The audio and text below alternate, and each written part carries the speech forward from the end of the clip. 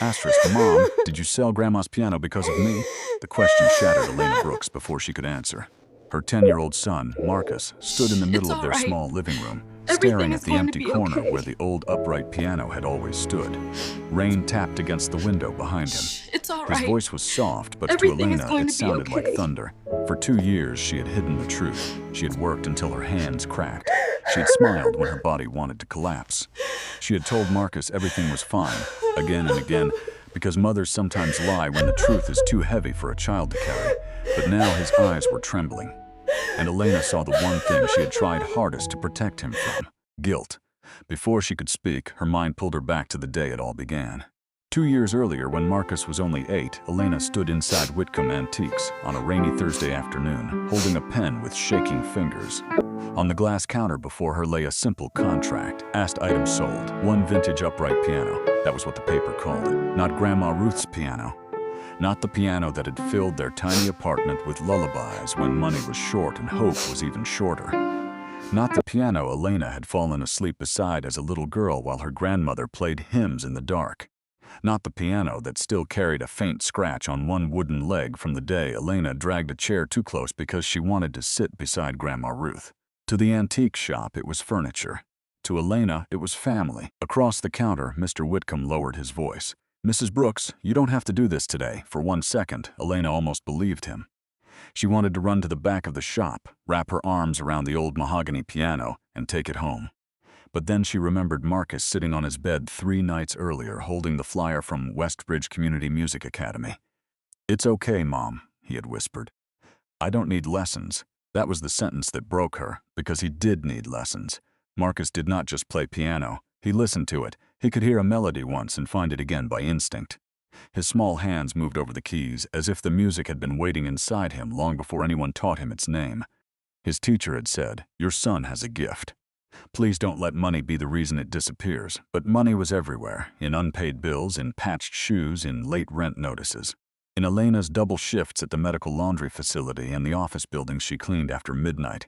She had tried everything: scholarships, phone calls, extra hours.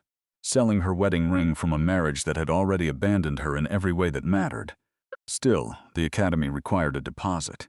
And Elena had only one thing left valuable enough to save her son's dream: Grandma Ruth's piano. Her tears fell onto the contract. Then she signed. The ink dried quickly. Her heart did not, Mr. Whitcomb took the paper gently. "I'll make sure it goes to someone who values it," he said. Elena nodded, but value was not love. No buyer would know the third key above middle C stuck in winter. No buyer would know Grandma Ruth tapped the side twice before playing, as if waking an old friend. No buyer would know the lullaby that began with 3 soft notes, then dipped low, then rose again like a soul refusing to stay broken. As a child, Elena once asked what made the song so special. Grandma Ruth had smiled and said, "Listen to the space between the notes, baby. That's where the heart lives." Elena had not understood then. She understood now. The heart lived in silence, in sacrifice, in the empty places love leaves behind. "Would you like a moment with it?" Mr. Whitcomb asked. Elena nodded. She walked to the back of the shop where the piano stood beneath a warm lamp. Its mahogany body was old, scarred, and beautiful. She placed one hand on the wood. "I'm sorry, Grandma," she whispered. "I tried." Then she opened the fallboard and pressed the first 3 notes of the lullaby. The sound rose softly into the dusty shop, imperfect, tender, alive. Elena bent over the keys and cried. But what she did not know was that Mr. Whitcomb had stepped quietly away, not because he was impatient, but because he had seen this kind of grief before. In his shop, people sold more than objects. They sold wedding rings after marriages ended. They sold china cabinets after mothers passed. They sold watches from fathers whose hands would never wind them again. But this piano was different. Even to him, he had watched Elena enter the shop twice before that Thursday. The first time, she had only asked what the piano might be worth. The second time, she had stood beside it in the back room for nearly 20 minutes without saying a word. She had traced the carved edge, pressed one key, then closed the fallboard as if closing the door on a room inside herself. Mr. Whitcomb had seen poverty. He had also seen pride.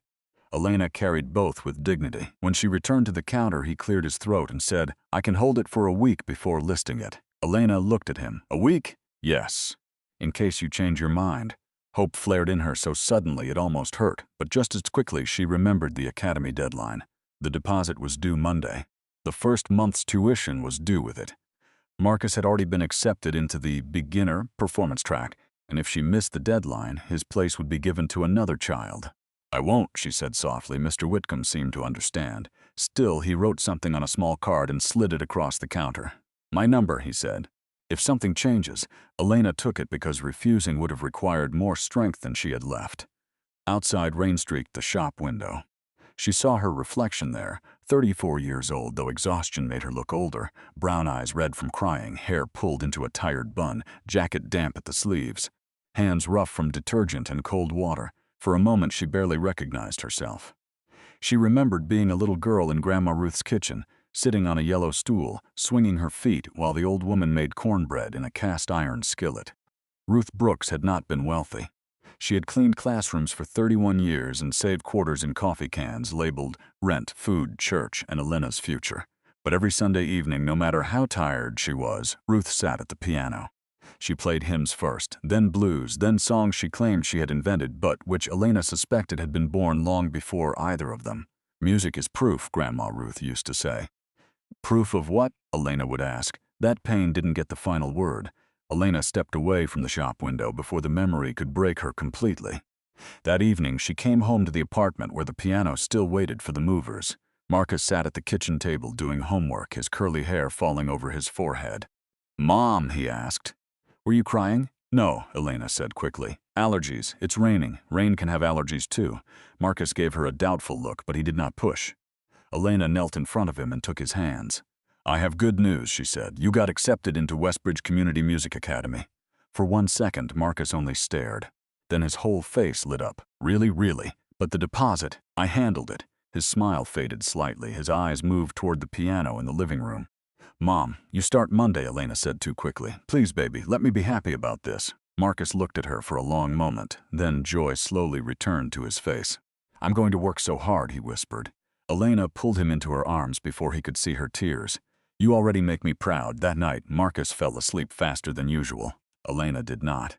She sat on the edge of the couch in the dark, staring at the piano. The apartment was small enough that the living room, kitchen, and hallway shared the same breath. Every object had learned to serve more than one purpose. The kitchen table was where Marcus did homework, where Elena folded laundry, where bills were sorted into piles she could pay and piles she had to pray over. But the piano had never been practical. It took up too much room. It made the floor creak when moved. It needed tuning she could rarely afford. Still, it had made the apartment feel less like survival and more like home. Elena rose quietly and crossed the room. She lifted the fallboard and sat on the bench. The bench groaned softly beneath her. She was not a pianist. Grandma Ruth had tried to teach her, but Elena had been impatient as a child. She wanted to run outside. She wanted to dance, not practice scales. Only later did she understand that every lesson she had resisted was really her grandmother trying to leave her. Something no landlord could evict, no boss could underpay, no hardship could fully steal. Elena placed her fingers on the keys. She played the first 3 notes, then she stopped, because the 4th note would make her remember too much. Behind her, in the hallway, Marcus stood silently. He had gotten up for water and seen his mother sitting there. He did not say anything. At 8 years old, he already knew there were moments when grown-ups needed privacy from their own children. So he turned around, went back to bed, and pretended he had not heard his mother crying over the piano that would soon be gone. The next morning, the movers came after Marcus had left for school. Elena could not let him watch. 2 men wrapped the piano in thick blankets and lifted it carefully. The old wooden feet scraped softly against the floor, leaving 4 pale marks where it had stood for years. Elena stared at those marks as if they were wounds. The piano passed the kitchen table.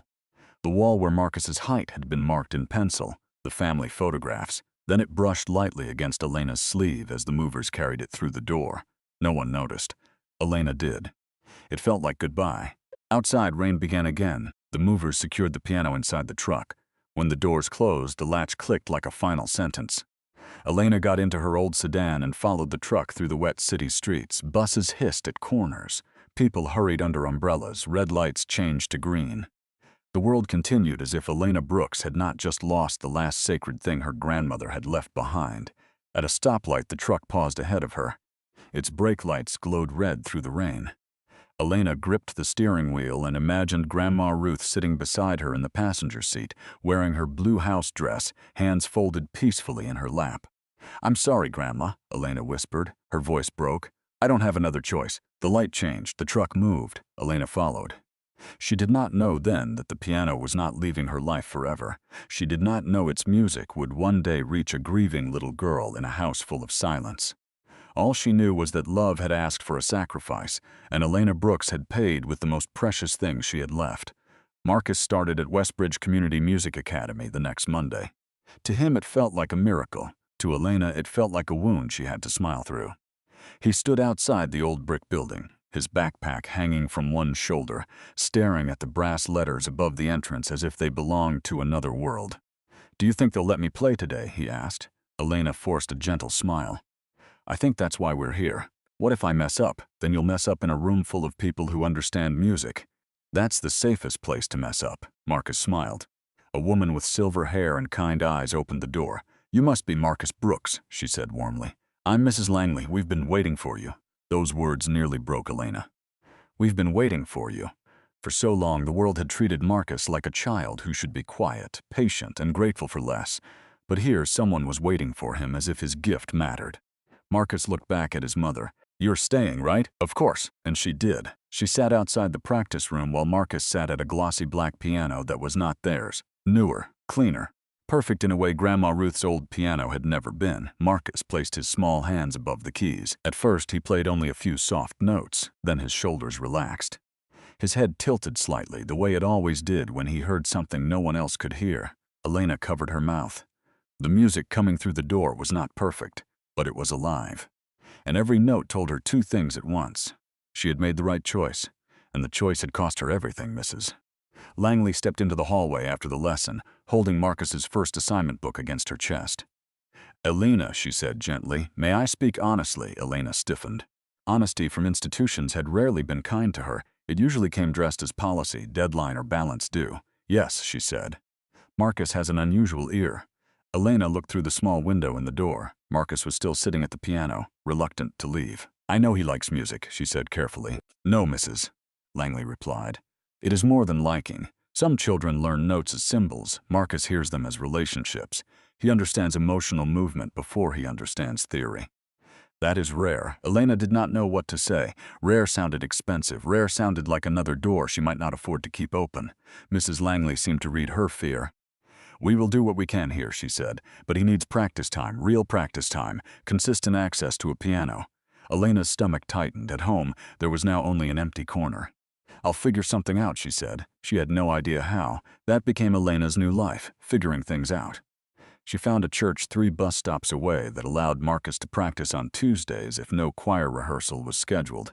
She learned that the library had a digital keyboard in its youth arts room, but only for 40-minute reservations.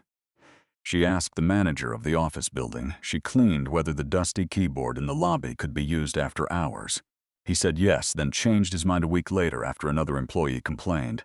So Marcus practiced wherever music would let him, on paper, on tables, on his knees.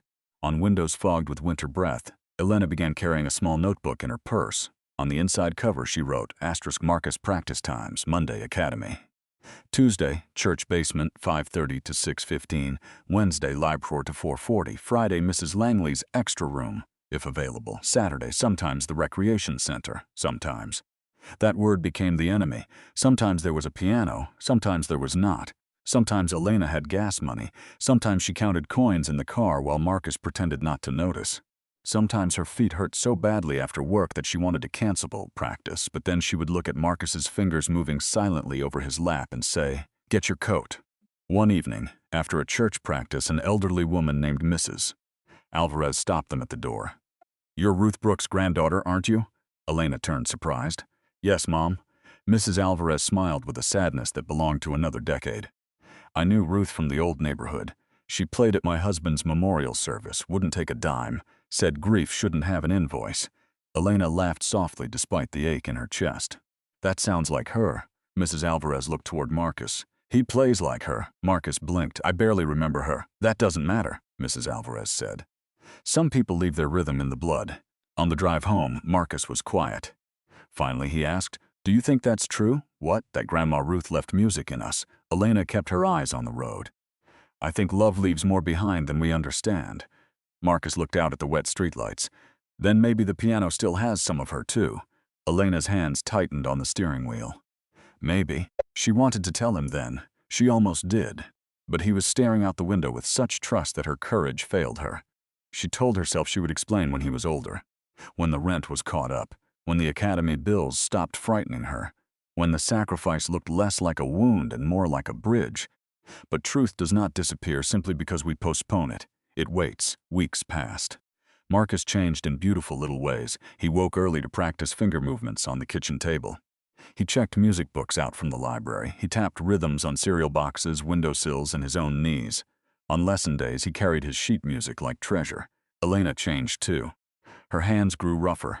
Her back ached constantly. The shadows beneath her eyes deepened. She worked longer shifts at the medical laundry facility, then cleaned offices downtown after midnight.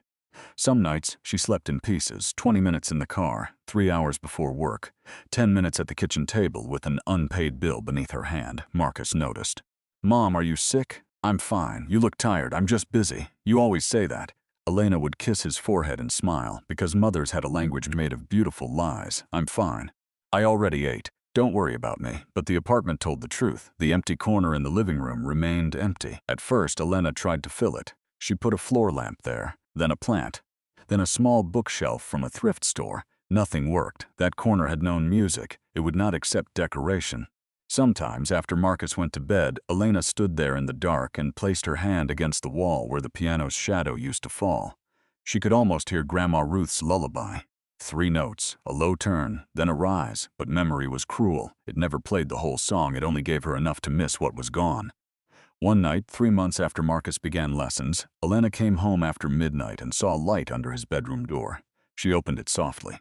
Marcus was sitting on his bed with sheet music on his lap, moving his fingers silently over the blanket. "Baby," she whispered. "Why are you awake? I couldn't sleep. You have school tomorrow, I know." She sat beside him. He looked down at the paper, Mrs. "Langley says I'm getting better." "You are. I wish we still had Grandma Ruth's piano." The sentence entered Elena quietly and hurt everywhere. She looked down at her tired hands. "Me too." Marcus traced one note on the page. "Do you think she'd be mad that it's gone?" Elena's throat tightened. "No," she said softly. Grandma Ruth loved people more than things. Marcus thought about that. Then he whispered, "One day I'm going to play as beautifully as she did." Elena smiled, but her eyes filled. Marcus saw it. "Mom?" She stood quickly. "I'm just tired, baby. Go to sleep." Then she went to the bathroom, turned on the faucet, and cried with one hand pressed over her mouth. She cried quietly because the walls were thin. She cried because Marcus missed the piano. She cried because he did not know why it was gone. And worst of all, she cried because every step forward in his dream felt like another step away from the woman who had first taught her what love sounded like. Months became seasons. Marcus' music grew stronger. At his first winter recital, he wore a white shirt Elena had found on clearance and a navy tie borrowed from a neighbor. He kept touching the tie as if it belonged to someone else. "You look handsome," Elena said. "I look like I'm going to court." For the first time that week, Elena laughed. When Marcus's name was called, he walked to the piano with careful steps. Elena sat in the 3rd row, holding up her phone to record. He began with a simple piece. Then something changed. He slowed the tempo, let one note breathe before touching the next. Then he added 3 gentle notes that were not on the page. Elena stopped breathing. She knew those notes. Grandma Ruth's lullaby. Marcus had never truly been taught it. He had only heard Elena hum little pieces while washing dishes or folding laundry. But somehow his heart had remembered. When the final note faded, the room applauded. Marcus looked surprised. Then he looked for Elena. She stood, clapping with both hands, tears running openly down her face. Afterward, he ran to her. "Was it okay?" She pulled him close. "It was beautiful. Did I mess up? Only enough to prove you're human." He laughed into her coat. But across the recital hall, Mrs. Langley stood near the doorway with her hand over her heart. She had taught hundreds of children. Some were technically brilliant. Some practiced with discipline beyond their years. Some had parents who could buy Steinways and summer programs and private master classes without blinking. But Marcus Brooks had something she could not teach. He knew how to leave silence inside a song, not because he understood musical interpretation yet, because he understood absence. When the hall emptied, Mrs. Langley approached Elena. "That ending," she said softly. "Where did he learn it?" Elena wiped her cheeks. "My grandmother. Did she teach him?" "No. She passed when he was little, Mrs." Langley looked toward Marcus, who was helping another child pick up fallen sheet music. Then he inherited more than memory. Elena did not answer. Her throat was too full. That night, long after Marcus fell asleep, Elena watched the recital video alone in the dark. She played it once, then again, then again. At the part where he added the 3 notes, she paused and pressed the phone against her chest. "Grandma," she whispered, "he remembers you." After that, the video became her secret strength. She watched it during lunch breaks beside buzzing vending machines. She watched it in her car before cleaning offices at midnight. She watched it in grocery store parking lots after putting back food she could not afford.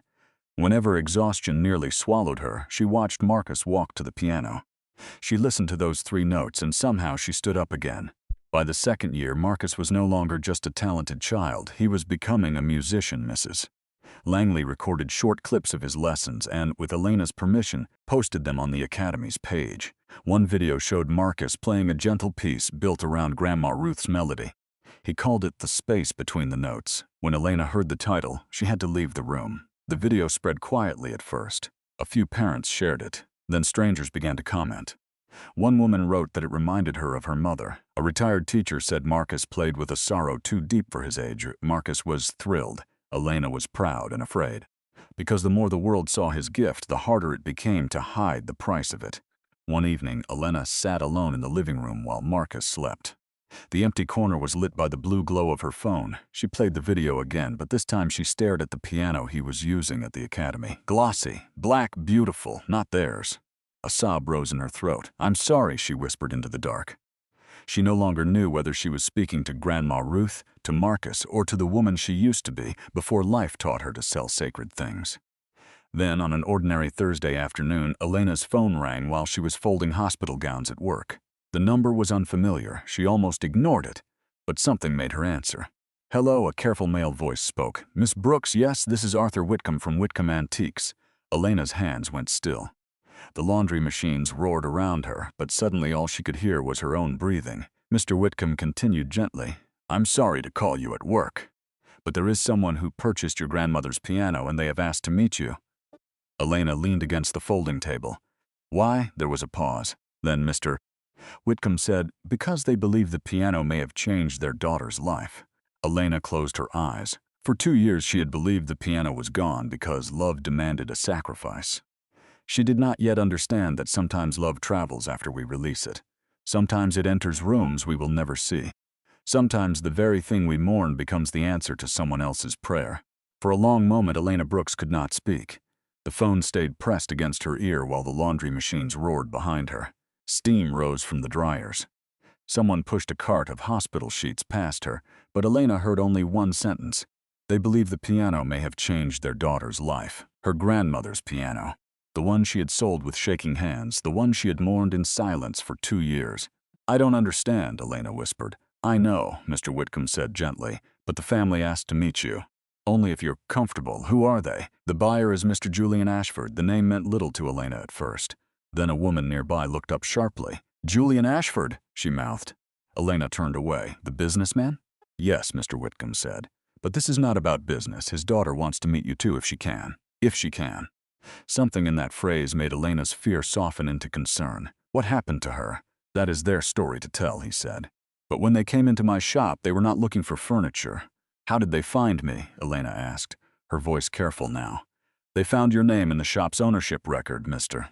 Whitcomb said. "I would never have shared your contact without asking first. That's why I'm calling."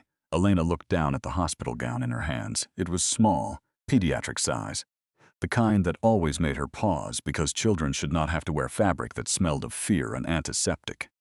"Can I think about it?" she asked. Of course, but after the call ended, Elena already knew she would go. Not because Julian Ashford was rich, not because the name carried weight. Because somewhere a child had touched Grandma Ruth's piano and found something Elena thought had died inside its wood when it left her apartment. The next afternoon, Elena arrived at Whitcomb Antiques with trembling hands. The same green awning hung above the door. The same lamp glowed in the window. But the place felt different now, as if the past had been waiting there for her. Mr. Whitcomb greeted her quietly. "They're in the back room," he said. "I told them we would take this slowly." "Is the piano here?" Elena asked. "No, it's at their home. But they brought something they wanted you to see." He led her through the shop and opened the private room door. Inside, a tall man stood at once. Julian Ashford looked like the photos Elena had seen online, but more tired. His suit was expensive, his posture controlled, yet his eyes carried the exhaustion of a father who had spent too many nights trying to reach a child lost inside grief. Beside him sat a little girl in a cream sweater, Clara. She was nearly 10 with auburn hair, pale skin, and a blue ribbon tied around one wrist. Her hands were folded tightly in her lap. She did not look at Elena at first. She looked at the floor. "Miss Brooks," Julian said. "Thank you for coming." Elena sat across from them, her purse clutched in both hands. Julian took a slow breath. "My wife, Caroline, died 3 years ago," he said. "Clara was 6. After that, she stopped speaking for long stretches. Some days one word, some days nothing." Elena looked at the child. Clara's small hands tightened. "Carolyn played piano every evening," Julian continued. "Mostly for Clara. After she died, Clara refused to enter the music room." His voice lowered. "Her therapist suggested we try music again. I thought buying a piano might help. We visited several dealers, but Clara walked away from every instrument. For the first time, Clara spoke. They sounded empty. Her voice was barely a whisper." Julian's face softened. "Then we came here," he said. "Clara found your grandmother's piano in the back of the shop. She touched the wood first. Then she sat down and played one note." He paused. "Then she cried for the first time in months." Elena pressed a hand to her mouth. Julian slid a photograph across the table. Elena picked it up. There was Grandma Ruth's piano in a bright music room with tall windows. Sunlight rested on the old mahogany wood. On top of it sat a framed photograph of Caroline Ashford.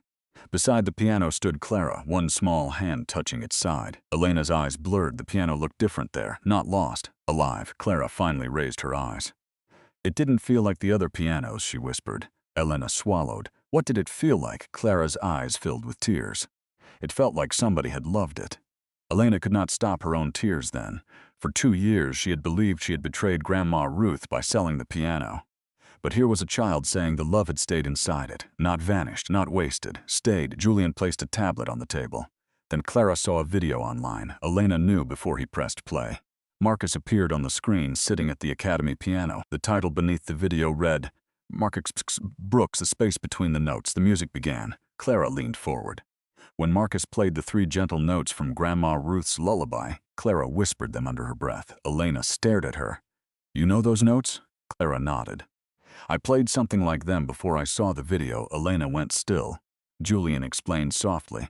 "The first little melody Clara played on your grandmother's piano began with something close to those same 3 notes. She said the piano helped her find them." Elena knew there could be a simple explanation, a half-remembered sound, a coincidence, a wounded child reaching for comfort. And yet some part of her believed there were certain kinds of love that stayed behind after hands were gone.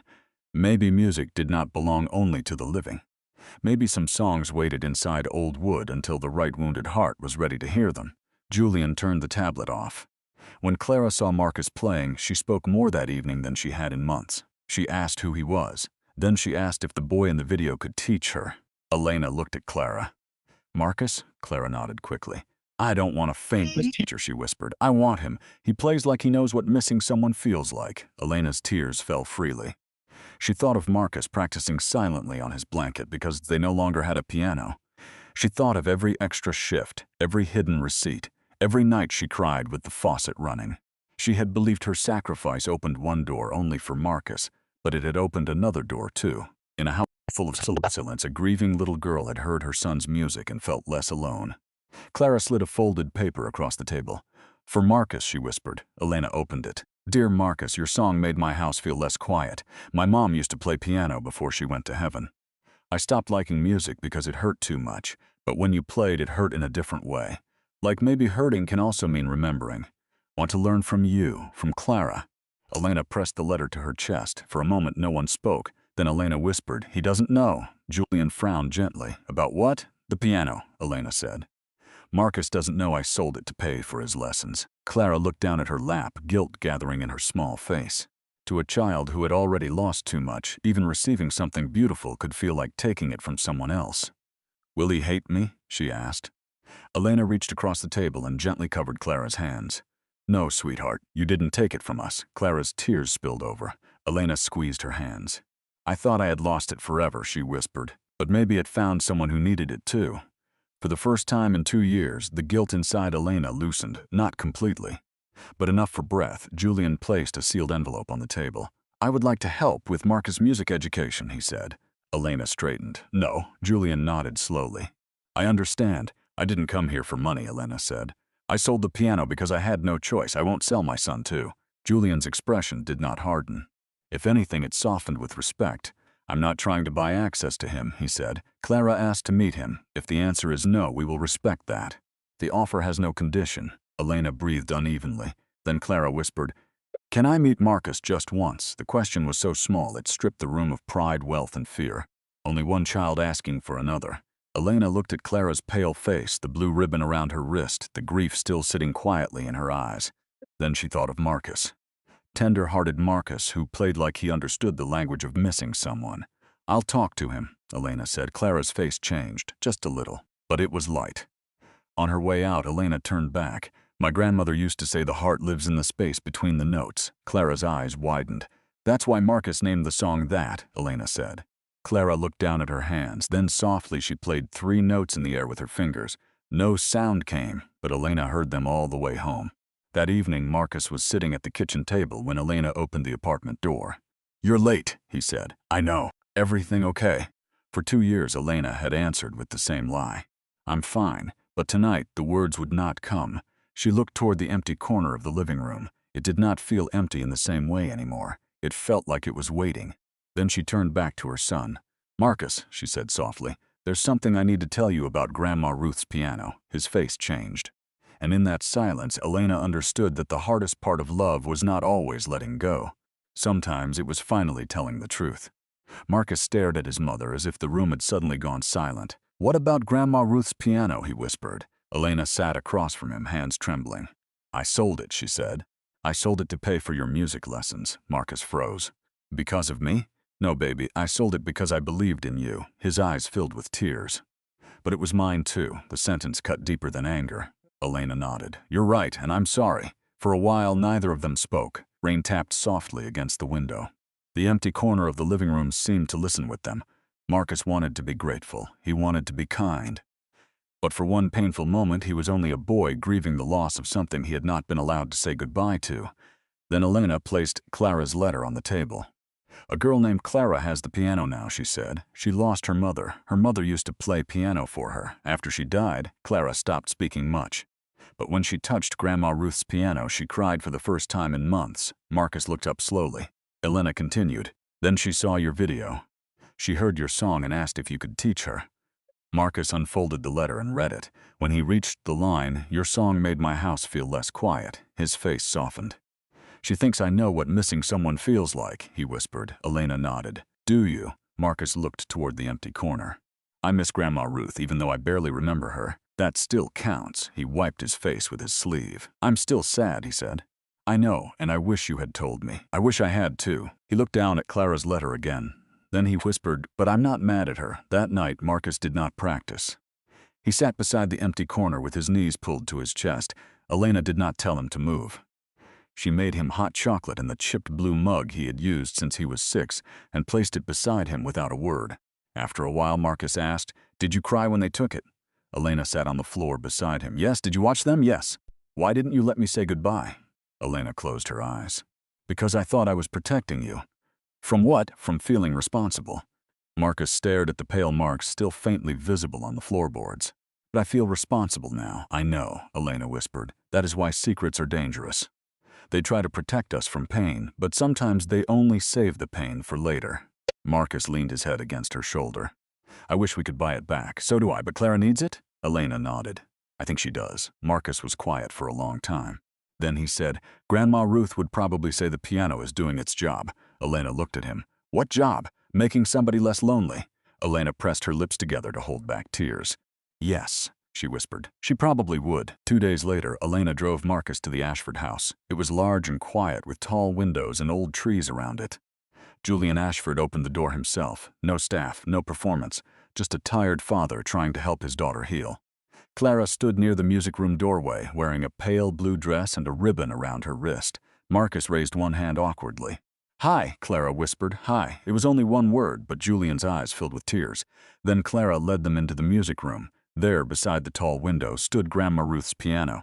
Elena stopped breathing. The same old mahogany wood, the same worn edges, the same scratch on the left leg. On top of it sat 2 photographs, one of Caroline, Clara's mother, one of Grandma Ruth.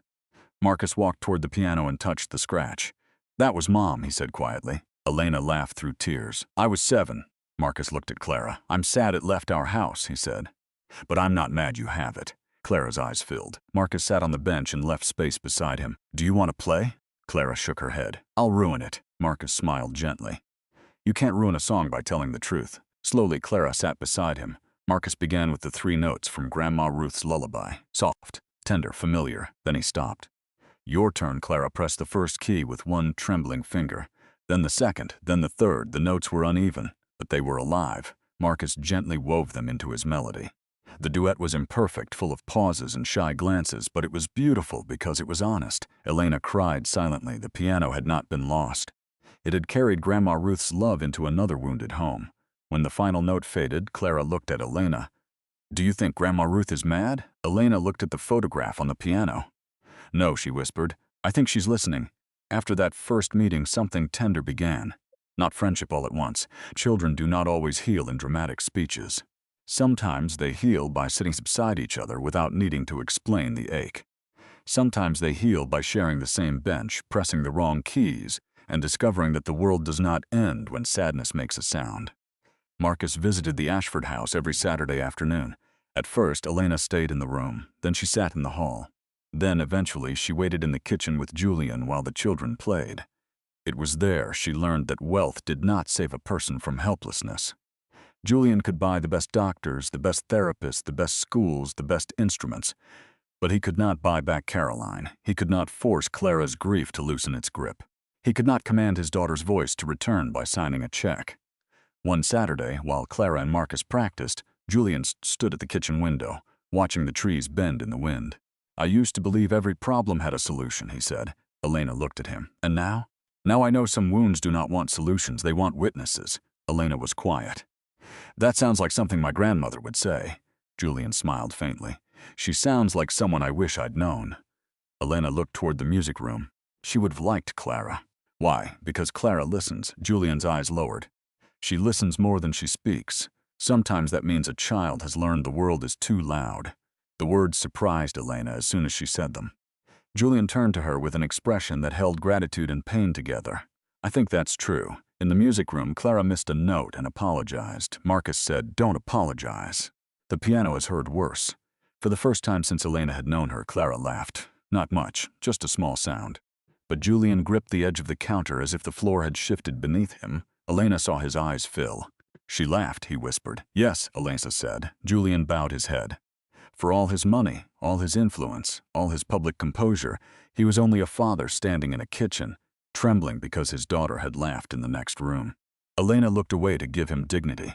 Grandma Ruth had taught her that too. Some pain should not be stared at. It should be protected while it passes through. Over the next months, Marcus and Clara built a language that belonged only to them. When Clara could not say how she felt, Marcus asked her to play one note. High meant scared. Low meant sad.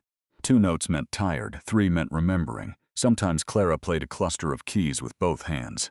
Marcus would nod seriously and say, "That means today was a lot." Clara would nod back. Their friendship became a small bridge between 2 homes that had once seemed impossible to connect. One home had too little money but too much love to measure.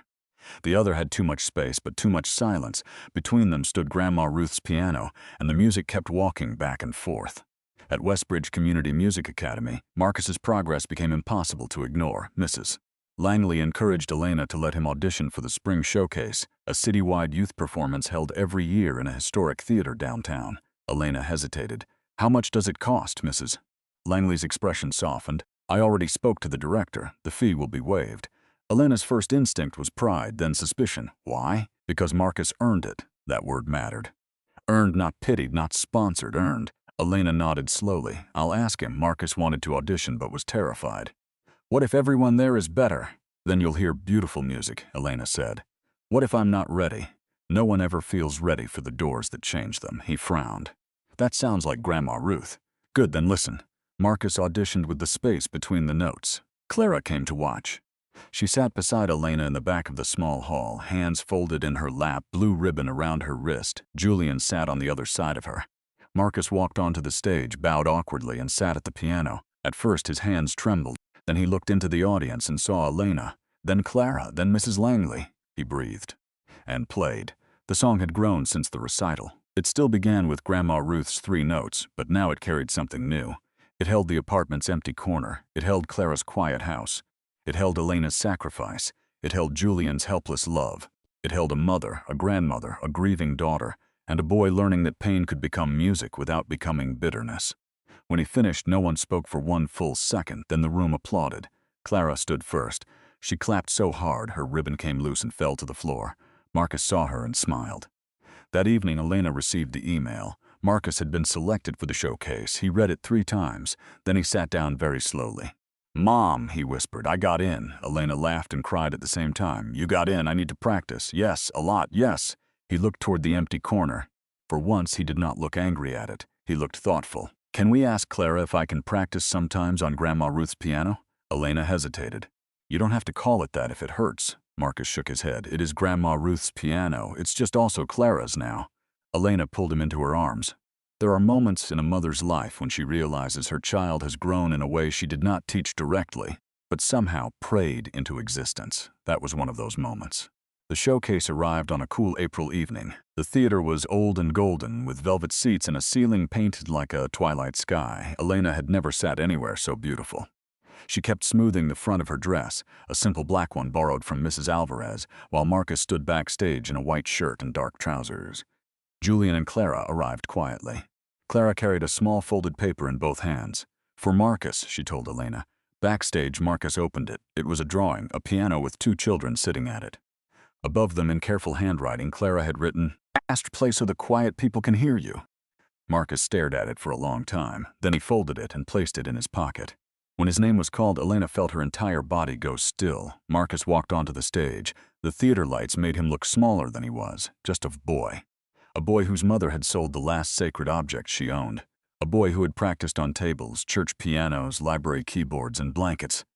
A boy who had turned grief into melody without knowing he was doing it. He sat down. For a moment, his hands hovered above the keys. Then he began. The first 3 notes rose into the theater. Soft, tender, brave. Elena closed her eyes. She saw Grandma Ruth's hands. She saw the movers carrying the piano away. She saw Marcus reading Clara's letter. She saw Clara pressing one trembling key. She saw Julian crying silently in his kitchen. She saw every unpaid bill, every midnight shift, every hidden tear, and somehow none of it felt wasted. Marcus played as if he were not trying to impress anyone. He played as if he were trying to bring everyone home. When the final note faded, the silence that followed was not empty, it was full. Then the applause came, not polite applause, not the careful applause adults give children. It rose like weather. Elena stood without realizing it. Clara stood beside her. Julian stood too. Marcus bowed, but his eyes searched only for his mother. When he found her, she placed one hand over her heart. He smiled, and for the first time, Elena felt something inside her forgive herself. Not completely. Forgiveness, like music, often begins with one note, but it had begun. Later, Julian spoke gently. "I want to start a music fund for children who have the gift, but not the money. Not charity, a door, and I'd like your help shaping it." Elena did not answer immediately. She had known the humiliation of needing help, and she refused to let any child's dream become someone else's performance of generosity. She looked at Marcus, then at Clara, then at the piano. "If we do this," Elena said softly, "it has to protect their dignity. No child should feel like a story someone rich gets to tell at dinner. No parent should have to stand in a room and prove their pain is worthy of help." Julian nodded. "Then that is exactly how we will build it." "What will you call it?" Julian asked. Elena smiled through tears. "The Ruth Brooks Music Fund." The first meeting for the fund was held not in Julian's corporate office, but in a small community center on the south side of the city. Elena insisted. "If this fund is for families like mine," she said, "then it needs to begin where those families can walk through the door without feeling like they entered the wrong building." Julian agreed. He arrived without cameras, without press, without a speechwriter. Elena arrived with a folder full of handwritten notes. Mrs. Langley came too, carrying lists of students who had talent but limited access. Mrs. Alvarez brought coffee in large silver containers from the church basement, Mr. Whitcomb showed up unexpectedly with a check folded inside an envelope. "It isn't much," he said. Elena looked at him. It is enough to mean something. That first meeting was not glamorous. The folding chairs squeaked. The microphone did not work. Someone's toddler cried through half of Julian's opening remarks. But by the end of the night, 6 children had been approved for lessons, 3 old pianos had been pledged for repair, and 1 retired tuner had volunteered his services twice a month. Elena watched it happen with quiet wonder. For years, poverty had taught her that every door opened only after a fight. Now, because Grandma Ruth's piano had traveled through grief and found Clara, doors were opening for children Elena had never met. That was the part that undid her. Not that her sacrifice had been returned to her, but that it had multiplied. Months later, the fund helped its first children begin music lessons. It paid fees, repaired old instruments, and made sure no parent had to sell something sacred just to give a child a chance. Marcus and Clara played together often. Clara still had quiet days. Marcus still missed the piano at home. Elena still felt the ache. But now the ache had music inside it. One Saturday morning, a donated upright piano arrived at Elena's apartment. It was not Grandma Ruth's piano. Its wood was lighter. Its voice was different. But when it was placed in the old empty corner, the apartment seemed to breathe again. Marcus sat down and played the 3 notes. Then he looked at Elena. "Do you want to try? I never learned much," she said. "I know, rude, honest." He guided her fingers to the keys. "Start with 3 notes, let them breathe." Elena pressed the first key, then the second, then the third. The sound was uneven, imperfect, beautiful. That night, Elena placed Grandma Ruth's photograph on top of the new piano. She understood now. Love was never trapped inside wood or keys. It lived in what people did with it. In a mother's sacrifice, in a child's forgiveness, in a grieving girl's first note after silence, in every door opened for another child. A year after the fund began, Westbridge Community Music Academy held a special evening concert for the children it had helped. No one called it a charity event. Elena had forbidden that word. It was called Asterisk the Open Door Concert. On the program beneath the title was 1 sentence from Grandma Ruth. Asterisk, listen to the space between the notes. That's where the heart lives. Elena sat in the front row. Marcus, now 11, sat beside Clara backstage. Clara spoke more often now, though never just to fill silence. She had learned that her voice did not need to be loud to be real. Julian sat 2 seats away from Elena, holding the printed program with both hands. "You know," he said quietly, "I thought I was buying a piano." Elena smiled. "You bought a bridge." He looked toward the stage. "No," he said, "your grandmother built it." "We just found it." The concert began. One by one, children walked onto the stage. A boy with glasses played a folk song on a repaired violin. A shy girl performed a simple piano piece with such concentration that her tongue peeked out between her teeth. A pair of brothers played a duet on a keyboard the fund had delivered to their apartment after their mother wrote that they practiced on a cardboard drawing of keys. Elena cried through almost all of it, not loudly, not dramatically, just quietly with a tissue folded in her hand, because every child on that stage was proof that dignity could be protected and dreams could be shared without shame. At the end, Marcus and Clara walked out together. They sat at the piano. For a moment, Elena remembered the first times they had sat together at Grandma Ruth's instrument, both wounded in different ways, both afraid to press the wrong note. Now Marcus looked steady. Clara looked calm. They began with 3 notes, the old lullaby. Then the melody widened. Other children joined from the side of the stage, a violin, a cello, a flute, a second piano. The song became larger than one family, larger than one sacrifice, larger than one empty corner. Elena felt something warm move through the room, not magic, something better, mercy. When the concert ended, Marcus came down from the stage and placed his arms around his mother. "Did Grandma Ruth hear it?" he whispered. Elena looked at the children, the parents, Clara, Julian, Mrs. Langley, Mr. Whitcomb, and every face shining with tears and hope. "Yes," she whispered. I think she heard every note. Later that night, after everyone had gone home, Elena returned to the apartment with Marcus. The donated piano stood in the corner beneath Grandma Ruth's photograph. Rain tapped softly against the window, just as it had on the night Marcus asked the question that shattered her. But now the room felt different. Marcus sat at the piano and played the 3 notes one last time before bed. Then he turned to Elena. "Mom?" "Yes, baby. I'm still sad sometimes that you sold it." Elena nodded. "Me too, but I think I understand now." She sat beside him. "What do you understand?" "That sometimes love leaves your house because it has somewhere else to go." Elena closed her eyes. "There are sentences children say that adults spend their whole lives trying to deserve." She kissed his forehead. "Yes," she whispered, "sometimes it does." Marcus leaned against her. "And sometimes it comes back different." Elena looked at the lighter wood of the new piano. Its voice was not Grandma Ruth's. It had its own sound, its own history, its own scars waiting to be loved into meaning. Yes, she said, sometimes it comes back different. Marcus placed his small hand over hers. But it still comes back. Elena smiled through tears, yes. Then together mother and son pressed the first 3 notes, not perfectly, not in rhythm, not like Grandma Ruth, not like Marcus. Not like Clara, but like themselves. And in that small apartment where an empty corner had once held grief, music rose again, not loud, not perfect, but enough. Enough to know that nothing given from the heart is ever truly lost.